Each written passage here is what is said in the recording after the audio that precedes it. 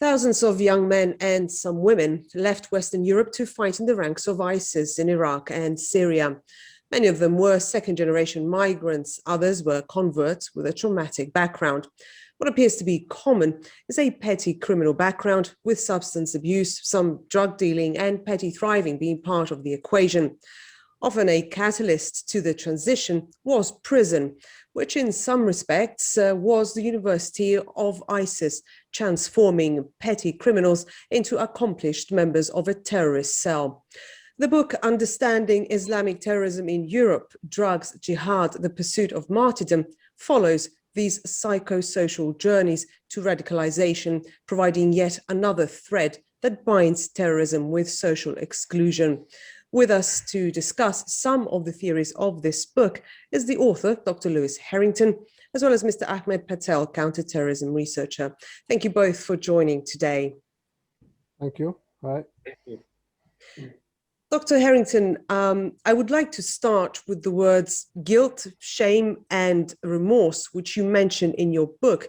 To what extent are guilt, shame, and remorse in connection with substance abuse behind suicide attacks?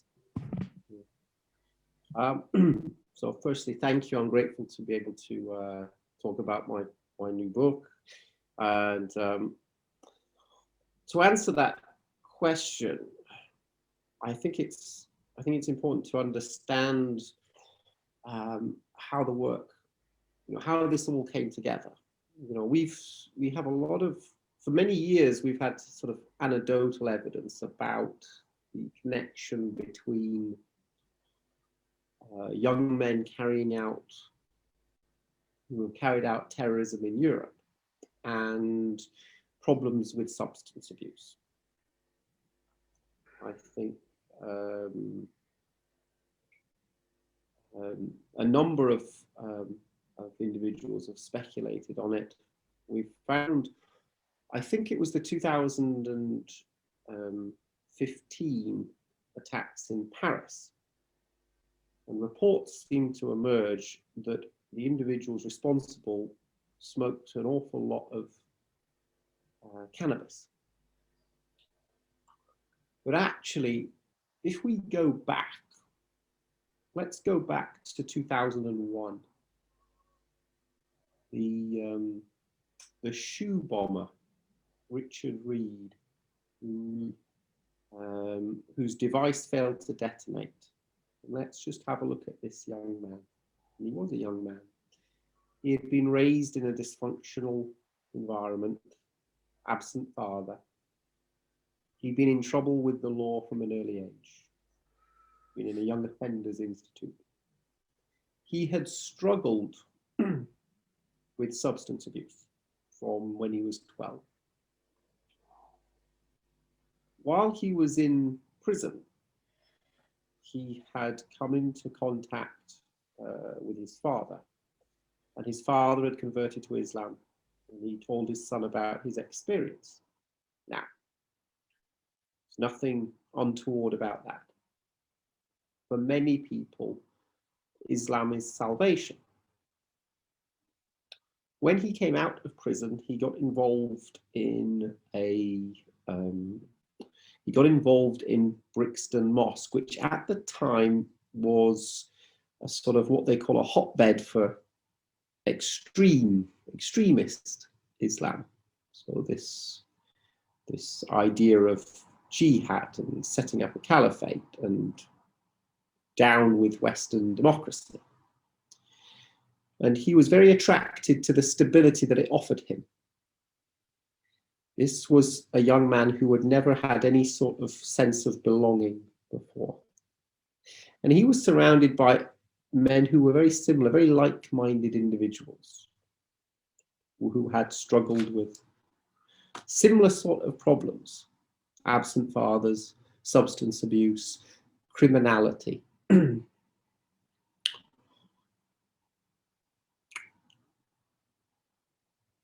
He didn't succeed, and he's now languishing in prison. But he was the first case study. Fast forward 3 years, Madrid, 2004. three of the men, at least one of the ringleaders, Jamal Ahmedan, he was a recovering cocaine addict. He tried with heroin for a while. His partner was a crack and heroin addict. And he had got clean by engaging with a local group of Islamist extremists. When he got clean, he had a habit of getting other addicts to go to the mosque with him, rounding up other addicts, dragging them to the mosque. Two of the men that were involved were the Akar brothers. I'll get the names right. But two brothers from his own village. Three of the main individuals involved in 2004 were recovering heroin or cocaine addicts.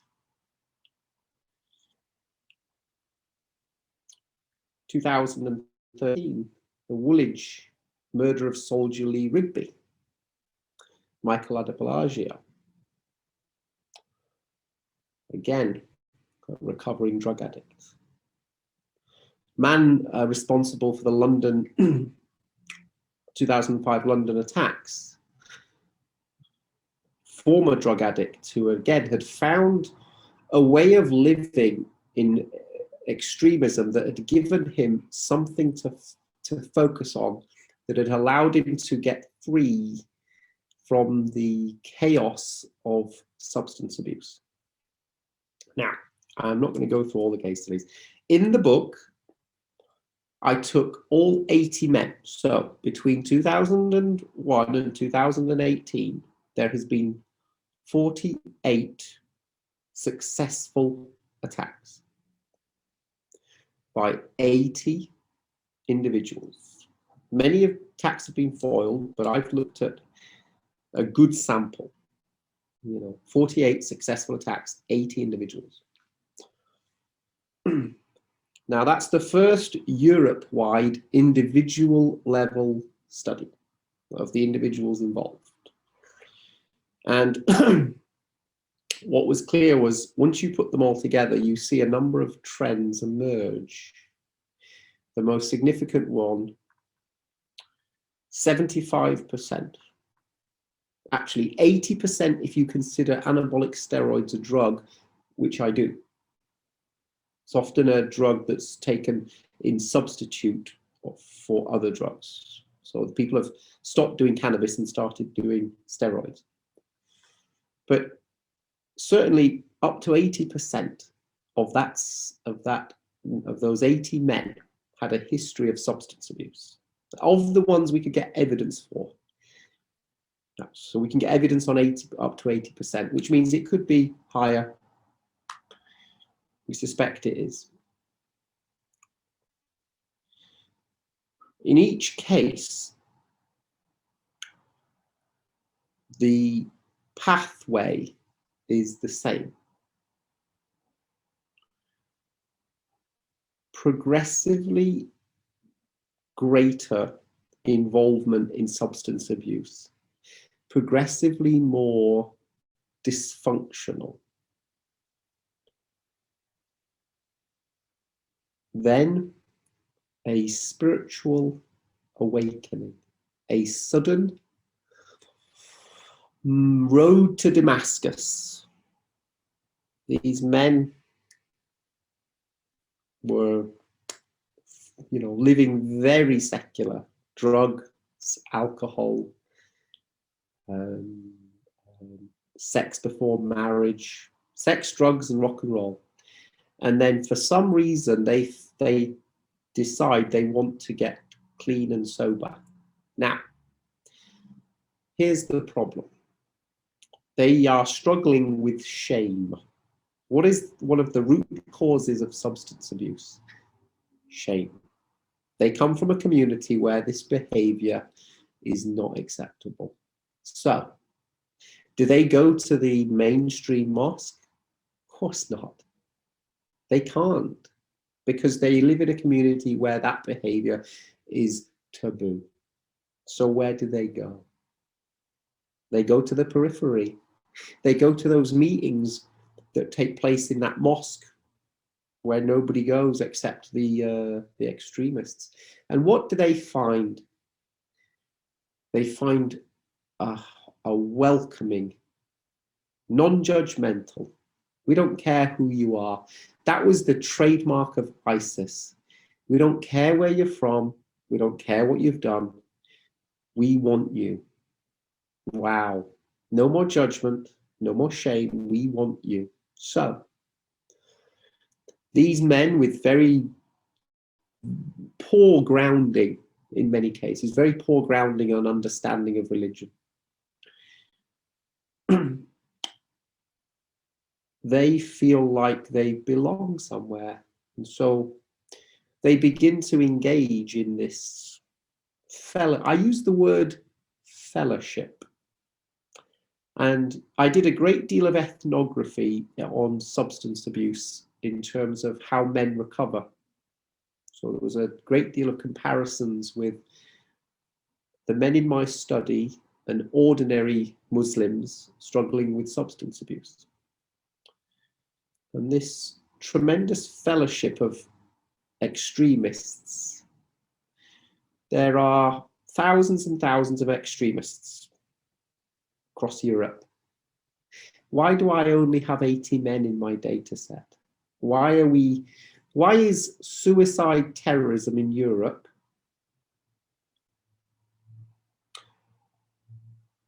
if extremism causes suicide terrorism, why do we not have thousands of suicide terrorists when all you need is a truck, or in some cases all you need is a large knife? Because the reality is not everybody is willing to carry out suicide terrorism. Now, we have a fellowship of extremists. Certain men who joined that fellowship as a means of escaping substance abuse, as they grow in their spirituality, in their knowledge, their learning, they start to get regret. They start to feel the guilt and the shame. So they have one identity. So we're drawing on identity theory. Imagine myself, I come into the fellowship of extremists, but I have this background, I have this previous life, this previous identity. It's an identity that's crippled by guilt and shame. So I'm trying to live up to this new religious ideologue, this holy warrior, this jihadist. But I cannot reconcile my old identity. Now, the people why is it that not all extremists carry out terrorism? Because not all extremists are struggling with a former identity. So there's plenty of extremists. Only some have got a previous background full of shame. So what happens is, after a while, the dissonance, the cognitive dissonance, the strain between my old identity and my newly developed one, I cannot maintain them both. So I start to withdraw from the fellowship. I start to isolate. Now, here's the problem. The fellowship is my stability. So when I looked at all of the attacks that took place, and I looked at the lives of these men leading up to these attacks, I found that they are disconnected from that extremist fellowship. And I won't go into all of the sort of psychological detail, but we're dealing with men who have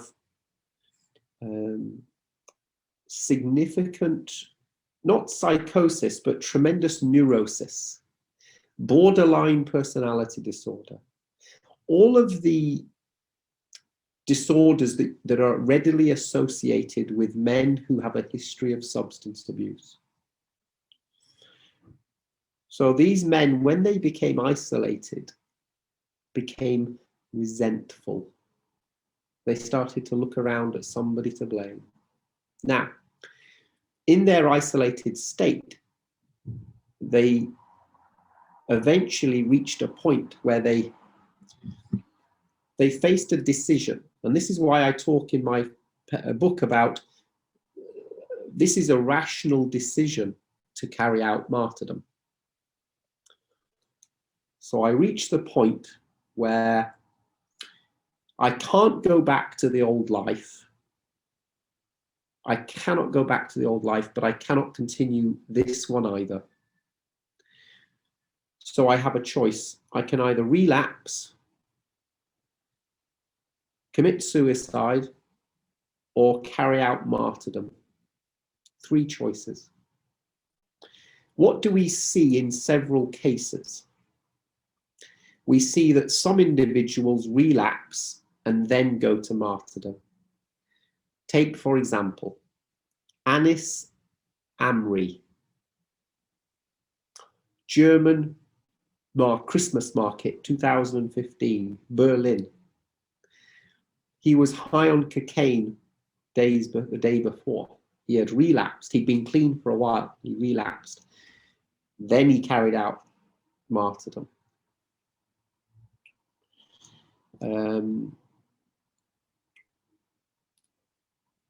Trying to think of another couple of examples.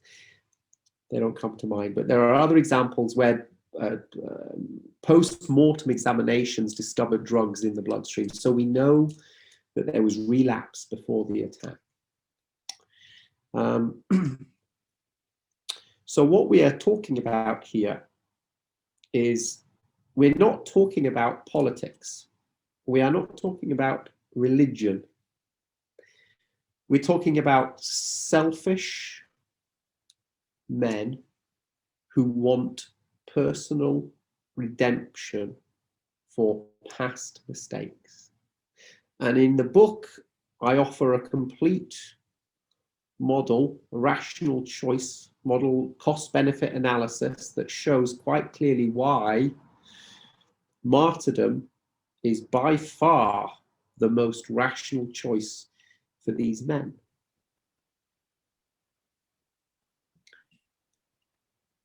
Guilt, shame, and remorse associated with a history of substance abuse explain why a minority, and we are talking a very small number of extremists given the large pool, why a minority of extremists carry out suicide terrorism in Europe. That is my empirically sound finding. Thank you. You mentioned redemption. Would you say redemption is a psychological need or a psychological quest? Psychological need, psychological quest. Let me have a think. If I think about the men involved, they had caused a great deal of, most had been disconnected from their families because of their behavior while in active addiction. They had been separated. The personal redemption was the was the desire to make amends to the people they had harmed. What is one of the benefits of martyrdom? The right to intercede on behalf of family members. Now, that is part of the narrative. So if you look at the narrative for martyrdom as defined in all of the extremist material, what is the benefits of martyrdom? Your family will go to heaven. Now, for men who I'm dealing with and we're looking at, these men were estranged from their families and their families were done. So they were disconnected from their families. So it's easy to see how this redemption is beneficial not only to them but to their families. Is it as I said, it's a rational choice. Suicide, I get nothing. I mean, and what's interesting, here's an interesting thing as well. I don't think that some of these men wanted to commit terrorism. They had a choice to kill civilians. Thinking of Mohammed Merah, he went after the police first, but he somehow managed to survive. No, it was an attack on soldiers.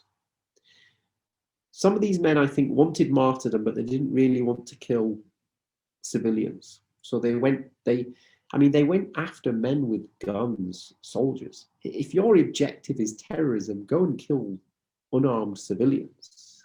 I think that some of these cases, these men were torn. They wanted martyrdom, but they didn't really want to kill innocent civilians. So they went for the soldiers. This was very true in France. Many of the attacks were on soldiers, armed soldiers.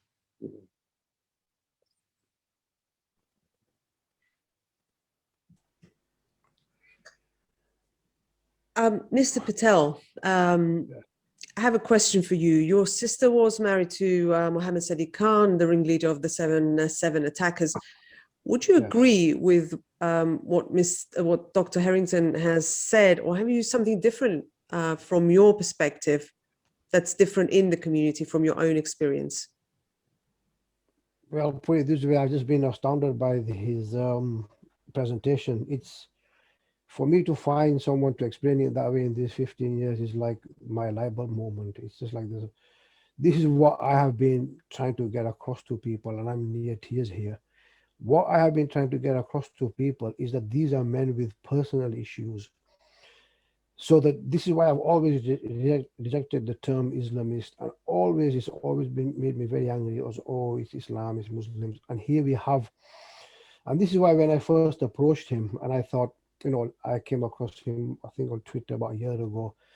So I was obviously skeptical. I goes, oh, here's another expert. He's going to tell me what Islam is. He's going to bring verses of the Quran and this and that. But then he sent me, we had a discussion, and he sent me the first chapter.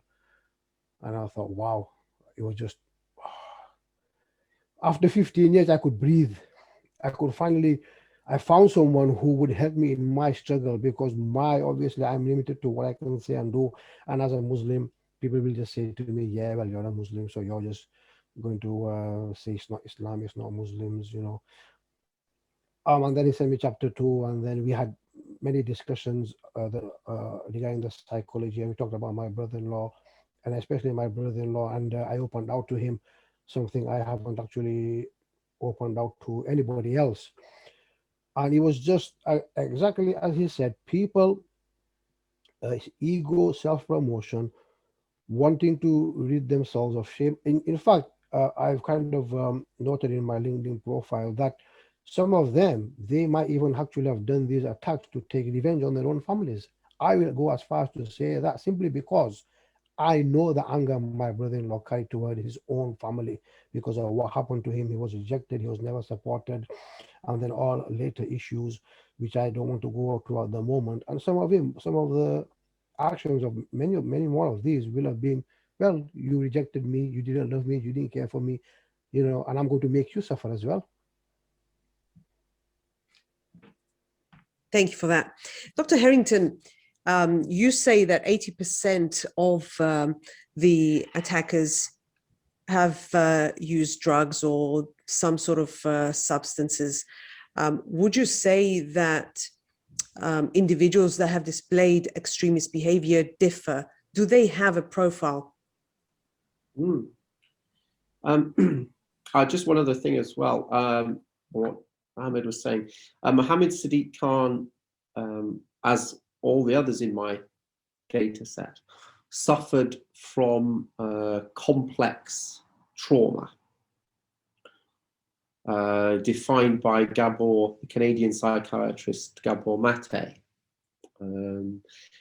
has this problems in childhood, and we know that to be true. Severe emotional problems. Over 90% of all people with a history of substance abuse had some kind of complex trauma in childhood. And in many cases of my data set, it's clear to see, you know, certainly in the Charlie Hebdo case, the two brothers, you know, their childhood was horrendous. They were in a children's home. Their father would beat them. I mean, it was, you know, there's plenty of cases to see how that emerged. Everybody's been saying for years, you can't profile these terrorists. Can't do it. It's impossible. As if to suggest anybody could be a terrorist. Now that's just nonsense. It's just nonsense. How do I know? Because I had developed the profile about 2 years ago. And every time there was a terrorist attack, I tweeted the profile. And everybody's baffled. They say, how could you possibly know this? And I used to go on the news and I would profile, I give them the profile of the person. And they say, how can you possibly know? And it would always seem to get confirmed true. In the book, what I did was, so I took all 80 individuals and I developed a typology. So it was possible to actually classify these 80 men. And you could classify them along a spectrum of increasing dysfunctionality. So at one end, when they're in their late teens, they're relatively healthy, mostly unmarried, and they actually turn to extremism in their late teens, and they give up the drugs. Now, those who don't, who go into their early 20s, they start to become dysfunctional. They're all drug users. Most have got a criminal record by their early 20s. By the sort of mid-20s, they've become violent dysfunctional. So now they've got a criminal record for violence. By the late 20s, we've now got criminal record, violence, drugs, and actually severe mental illness. So they've been listed with an SMI, according to public source reports. And then lastly, the final group, those who wait until they're kind of they're in their early 30s, violent, drug-addicted career criminals with a reported history of severe mental illness. So we've been able to classify all 80 individuals. Now, from that, what I was able to do, as I said, was come up with a profile. My profile is for Europe, and I think it's important to say this is not for Palestine or Sri Lanka or America.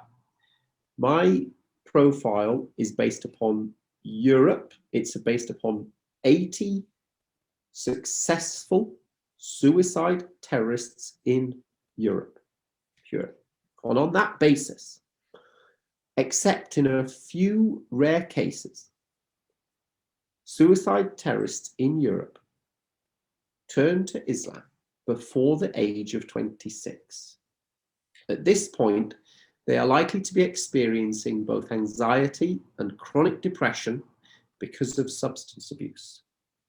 These men have limited knowledge of Islam, but a sincere desire to find God, or at least to stop using drugs. Most of these men will be having difficulty in personal relationships, especially with fathers, wives, and girlfriends. This is due to antisocial and narcissistic personality disorders.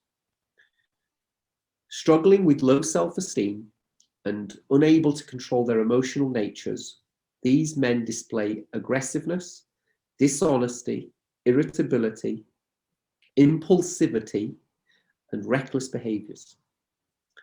In almost all cases, these men display extreme self-centered, arrogant thinking and behavior. They have a complete lack of empathy and consideration for other people. And they have an excessive and constant need for validation. Martyrdom terrorism is perhaps the ultimate act of selfishness by an egocentric narcissist. That is what I found in my forensic analysis of these 80 men and their lives. And I had a data set of 52 variables for every single man. I mean, this is based upon interviews with family members, press reports on these men, government reports, court transcripts. This is, I mean, I studied their lives intricately. These men were mostly broken souls. After hearing your profile and your very interesting and shocking findings, I wonder, Mr. Patel, I'd like to ask you, do you feel that it's still a taboo for second-generation migrants with extended family networks in the UK to seek psychological support? Oh yes, I mean, one of the issues I have with our local mosques and imams is the inability to deal with all the issues that he's mentioned. And he is right, 100%. And I've kind of been blacklisted, blackballed by mosques and imams because we do not deal with these issues. And we do need to deal with all manner of issues, you know, including sexual abuse. I'll mention sexual abuse, and there's a reason why I'm mentioning that, and it's going to be revealed in the book. We need to deal with all these issues. Otherwise, unfortunately, at the moment, we can see, as he explained, that there are people out there who will say, okay, we're your family, and here we are, you've got a highway to heaven, and we will show you, you know, we will pay for this, that, and whatever. And so it doesn't, in a sense, I mean, you know, I don't want to be misunderstood, and this is what one of the things is that these are factors, not justifiers, but it also, Muslims should now realize with this data that on the mosques we need to do more to deal with all the issues from these issues from childhood, whether it's alone or in partnership with psychologists, intervention providers, youth workers. We need to deal with these issues. Otherwise, these individuals will be used by others out there. And as he's explained, you know, they will say, here you go. You don't need to do your prayers anymore. Here's a fast way, one-way ticket to martyrdom. I mean, obviously, I can go more about my brother-in-law, but we can have that conversation another day. But they can then run away and say, right, I don't need to do prayers. I don't need to do fasting for 30 days in Ramzan. If I do a suicide attack on the first day of Ramzan, as we sometimes hear, I don't need to fast. So they're not religious. And as he explained, fantastic, he said, they're completely selfish. They're selfish. They don't think about anybody but themselves. And they think in their warped minds, and obviously there's reasons why they have this thinking, is the childhood trauma, the drugs and everything. They say, here's your highway to heaven, because they can't deal with real life. And no one's helping them. There's no intervention, especially from our mosques. That doesn't mean the mosques are to blame, but we should be thinking about, and as I've said in many mainstream interviews as well with the BBC, that the mosque should be at the forefront of this particular issue, because the mosques are being blamed, wrongly being blamed. But then I said to them, well, you should do something about it. Dr. Herrington, there is a Dutch police study that suggests that people who fell through the cracks of the mental health support system were more likely to become volunteers in Syria and Iraq. Are there similar findings in the UK? The reason I don't know is mostly because the focus of my study, the people who go to Syria don't seem to be falling into my data set.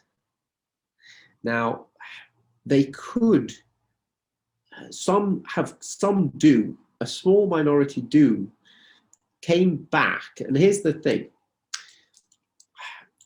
and this is where a lot of misunderstanding comes in. Some of the men in my data set went to Syria, fought with ISIS, didn't like it, didn't like the lifestyle, came back to Europe, tried to get back on with their life, were now disconnected from the fellowship. And it was that disconnection and lack of stability that led them into the final path that would lead to suicide terrorism. But here's the presumption. Oh, they fought in Syria. They must have been carrying out suicide terrorism on behalf of ISIS. It's erroneous. It's correlation, it's not causation. These men went to Syria. The grass wasn't greener. It didn't give them what they'd been searching for. They didn't enjoy it. They came back. The ones who died in Syria, you know, those are the ones who enjoyed it. The guys actually that were struggling, that ended up in my data set, they're the ones who didn't like what was going on with ISIS and came back. A couple of cases, the ISIS was behind it, but that was only in a couple of cases. I try and look at the bigger picture, and in the bigger picture, these are men who didn't really enjoy going off and fighting jihad. Mm-hmm. And finally, I have just one more question. Given that psychosocial targeting techniques have been developed, is there an ethical way to identify, monitor, and intervene in cases of people who are likely to radicalize? I think from the ethical perspective, again, this, for me, substance abuse is a medical problem. We are dealing in the men in my data set, if we are to believe Gabor Mate, the Canadian psychiatrist, if we accept that the majority of people with substance abuse problems have a history of complex trauma, and we accept that substance abuse in itself is a medical issue, then we are talking about medical intervention to help individuals with substance abuse. That is something that is starting to take place here in Birmingham, in the UK. An organisation known as Kick It, Mohammed Ashfaq, is already part of that solution. And in the book, in the final chapter, we talk about a counter-martyrdom strategy. What is the strategy? Well, firstly, we have to accept that extremism is not the cause of suicide terrorism. If extremism caused terrorism, there would be tens of thousands of terrorists. There isn't.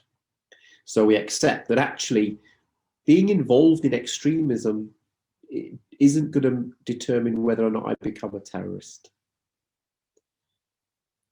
Whether I've got a history of substance abuse and getting involved in extremism, that will determine whether or not I may become a terrorist. So it's ethical to help these men deal with the issue for which they have found their way into extremism. So there is different stages of intervention. The first one really is we have to stop pretending that Muslims don't have a problem with substance abuse. Of course they do. Substance abuse is blind to religion, ethnicity. It doesn't care. And there's plenty of opium, heroin addicts in Afghanistan during the Taliban's era that tells us that. So the first step is to remove this toxic shame around drug abuse. And the first way, perhaps the stage to do that, is to say, right, it's time that we had Narcotics Anonymous in the mosque. It's time that the message went out. If you are struggling with substance abuse, there is a place for you in mainstream religion. You do not have to feel ashamed. This is a medical problem. Once you start to remove the shame and the guilt, and we say to people, actually, you don't have to go and find religion on the periphery with the extremists. You can find religion here, and it doesn't matter if you are struggling with substance abuse. We understand it's not a choice. So I think a big part of it is actually it's positively ethical to intervene with this. Because right now we've got the situation where far-right groups are pointing to Islam and saying, you're the problem. We don't want Islam here because Islam causes terrorism, and it's simply nonsense. It's absolute nonsense. And that's why this is absolutely vital, that it has to be clear that the men who are carrying out the terrorism that we're seeing on the news, they're carrying out this because they are seeking personal redemption. They really don't know very much about religion. They're doing this because they've been sold a bill of goods. They've been told that martyrdom will equal personal redemption. And actually, it's not the case. There's lots of ways to make amends for past mistakes. You can make things right by making amends for all of your mistakes, and you can get clean, and you can be a valuable member of the community, and you can stop fueling the far right and their narratives by claiming that you're doing this for Islam, which is nonsense. So yeah, I would say that the counter-martyrdom strategy that I put forth in the book will hopefully start to reduce the stigma around substance abuse, and you will always have extremism because people will always have a different point of view, and there's nothing wrong with that. There's nothing wrong with not agreeing with mainstream. Otherwise, why have we got the left wing? Why have we got the right wing? There's nothing wrong with political extremism. It's healthy. A democracy, there should be protests. There should be different points of view. That's healthy. There's nothing wrong with that. So hopefully, yeah, we can address the real problem, the real cause of suicide terrorism, and that's substance abuse. Thank you. Thank you both for your time today. Thank you.